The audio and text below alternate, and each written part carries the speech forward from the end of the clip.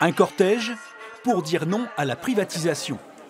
Dans les rues de l'île Jourdain, ils sont plus de 200 à avoir répondu à l'appel de la CGT, du Parti communiste et du Front de gauche. Parce qu'il ne faut absolument pas que ce pan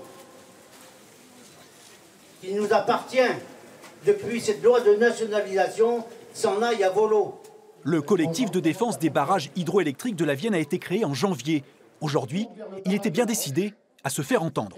En tant que citoyen, avoir un service public de l'énergie, c'est quelque chose qui est essentiel aujourd'hui. On privatise EDF, on vend les barrages.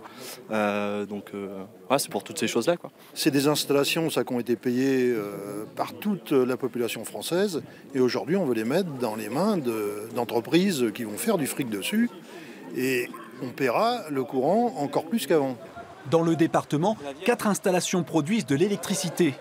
Les manifestants craignent donc que leur avenir soit ainsi menacé. Une inquiétude partagée par les élus du secteur.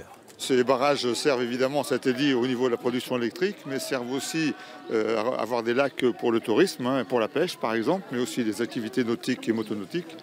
Et puis bien sûr, servent surtout à refroidir la centrale de Civaux.